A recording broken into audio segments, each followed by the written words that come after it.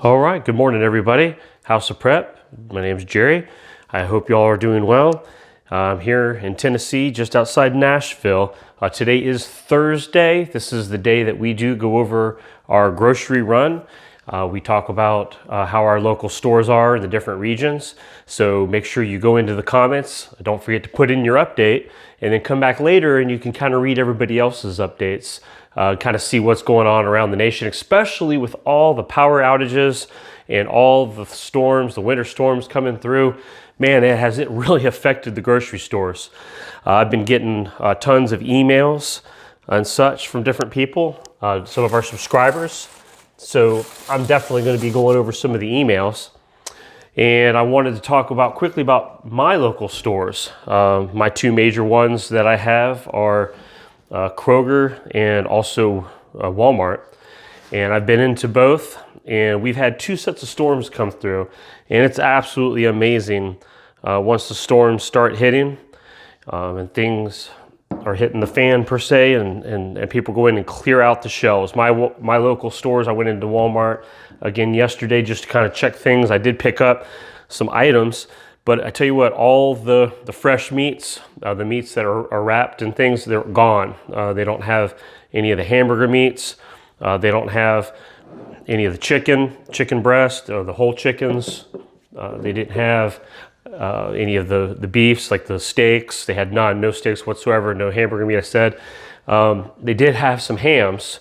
I guess they found some leftover hams from maybe the holidays or something, and so they tossed them in one of those bins. So they found some hams, that they've got those in there. So that, and I went through no bacon, lunch meat was about gone. I did grab a pack of lunch meat just for backup. Again, I didn't need anything, but while I'm there, I am going to get stuff for my stocks, especially when you're being reminded of how certain people in certain parts of the country are struggling right now to find groceries, and with power outages and other obstacles that are coming into play. Real quick, let's talk about some emails. Patty sent me an email this week.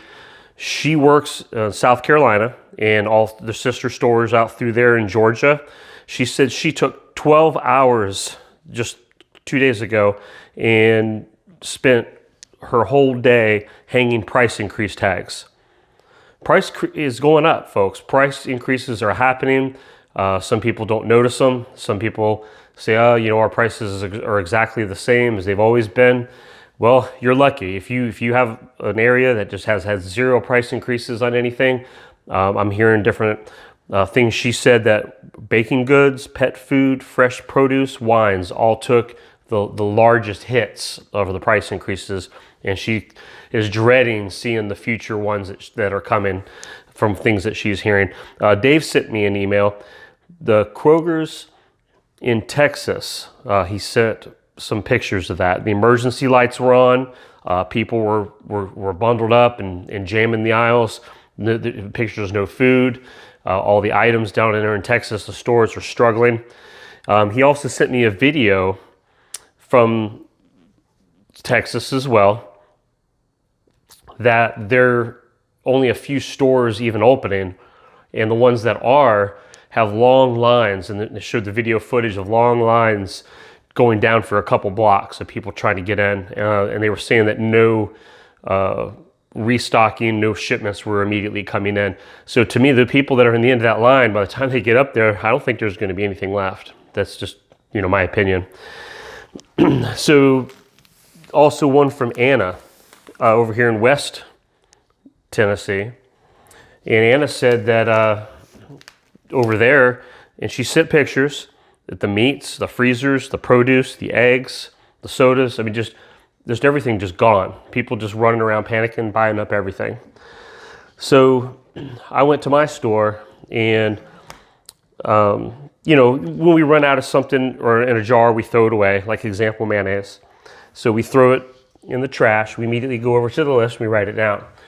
So I just happen to have a few of these: mayonnaise, mustard, ketchup. They all kind of ran out at the same time, and that's funny because normally that doesn't happen.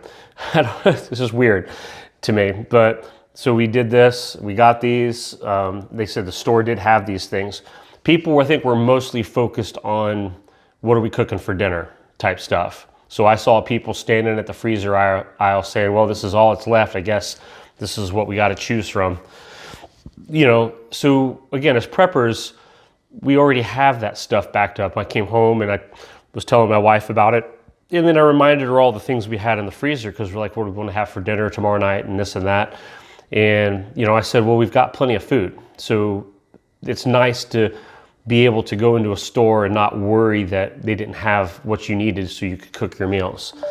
It's good to have all these backups and such. Now, look, I'm not going to stand here and point fingers and say, hey, I told you so, right? I don't think that would be the appropriate thing to do to people that didn't prepare.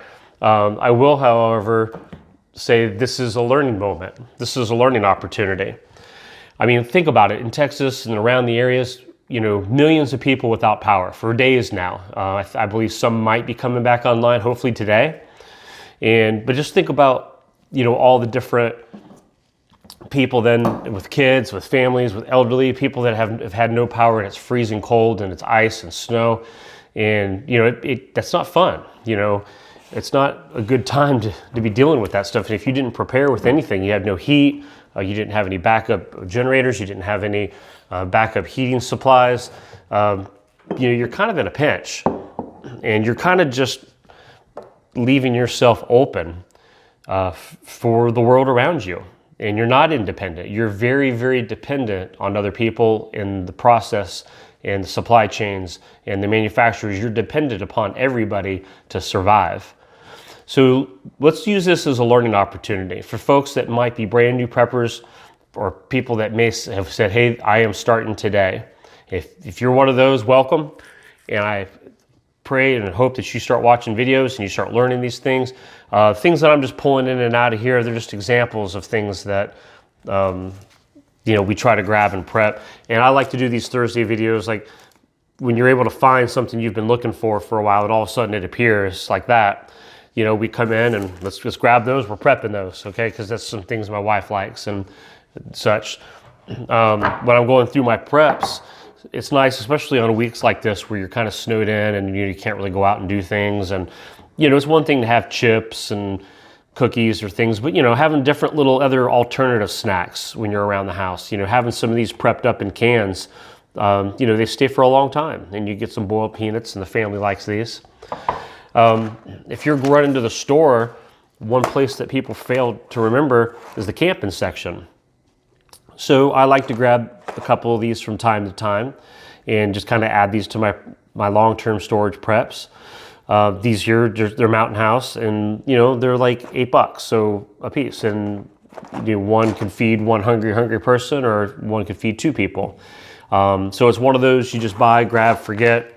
You don't have to do anything. It's no work, all right? It's just you grab it, you throw it, store it, and you're done.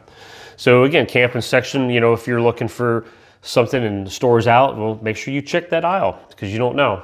Hey, I was in Kroger's this week too, and these are one things that I've talked about that I wanted to just touch on.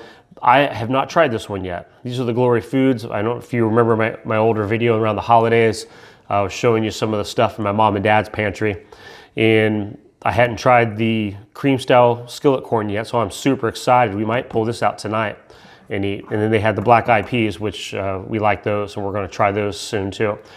So these were actually $1 a can. They were on sale the time I got them.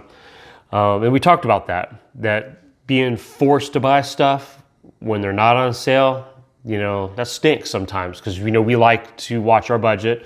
And, that's why we prepped as well. We're not just prepping for, food starvation situations, but also economically. I'm buying food while it's a lower price, and as it goes up, I'm eating the food that was from when it was cheaper. So, we can sit here and do the math, but ultimately, it's like an investment, it's like a savings account, it's like an insurance policy, however you want to look at it.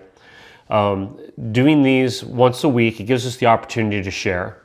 And from what I'm seeing, and that there's still breakdowns. There's still breakdowns on food supplies. There's proof and evidence that when there's an event in life, whether it's a storm or a sickness or whatever, there's a breakdown. There's a breakdown on food supply. There's a breakdown on people being able to walk into a store and buy everything they want and to buy everything they need.